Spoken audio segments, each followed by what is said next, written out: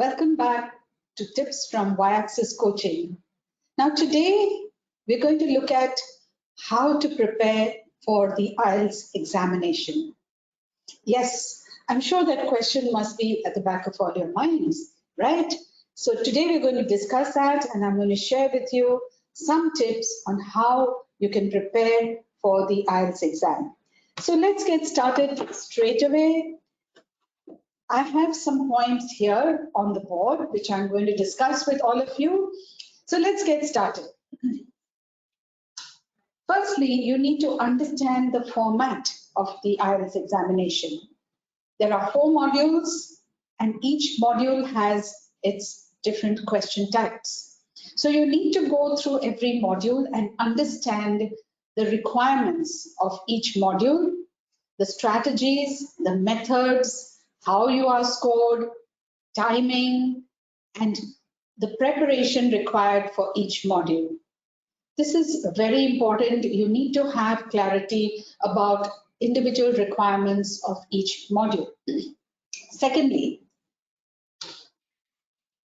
check the requirements of every module. Now, there are 4 modules in the IELTS exam: speaking, writing, reading, and listening. Normally, the LRW test, that is listening, reading, and writing, is conducted on one day, and the speaking module is conducted a day or 2 prior.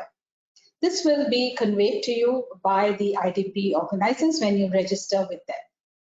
So you need to go to every single module and check out how it is conducted, what are the requirements, what you need to focus on, how you can prepare for it, and what are the individual question types, the strategies for the individual question types in each module.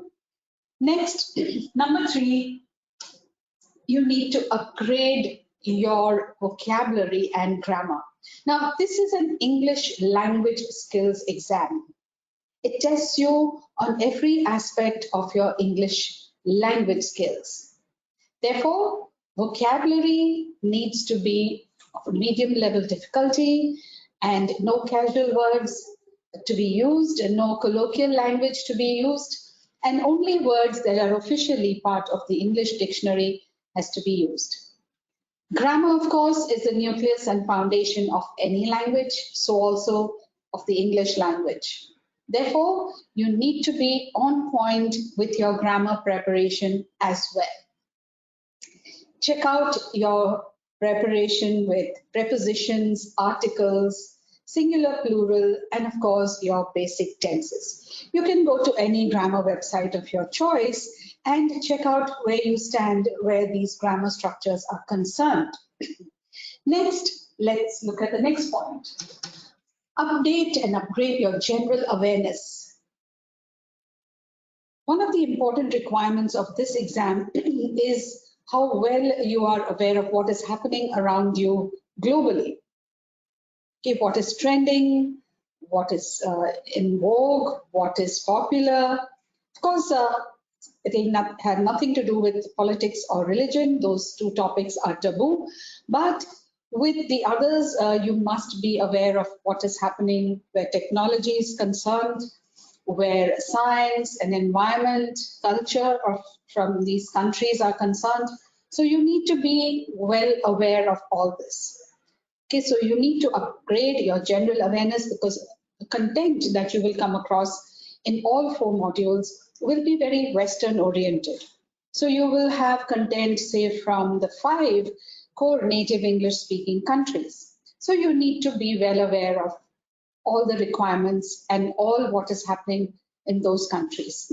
Okay, so the next requirement is to practice all the different question types daily. So once you go to an individual module, you need to look at the questions, you need to understand the question type, you need to see how it is scored and what are the requirements of answering those question types, methods, the strategies, etc. Followed by taking some mock tests. Once you are prepared with all the 4 modules, you feel quite confident about it, then start taking some mock tests. There are plenty available online from some recommended websites. You can also visit the IDP India official website where you have some mock tests available. So take mock tests and see where you stand, where the different module types are concerned. Next, I would say to listen to some news channels. Now, this has multiple benefits. Listening to news channels from these 5 core native English-speaking countries, for example, Australia, New Zealand, the UK, the US, and Canada, will help you in multiple ways. You will improve your vocabulary, you will improve your grammar, your sentence structuring, your general awareness, and of course, you will get more comfortable with the accents from these countries, because that is going to be a requirement for the last module that you do, that is the listening module. In the listening module, you will listen to audio clips from these countries based on which you will have to answer questions. So start watching these news channels on a daily basis. Focus on CNN, BBC, ABC, etc. Let's look at the next point. Check out the latest questions from the official website.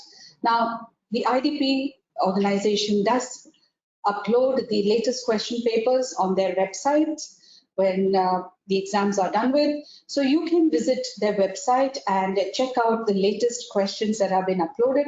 So just so that you know what is trending currently. So this is how you need to prepare.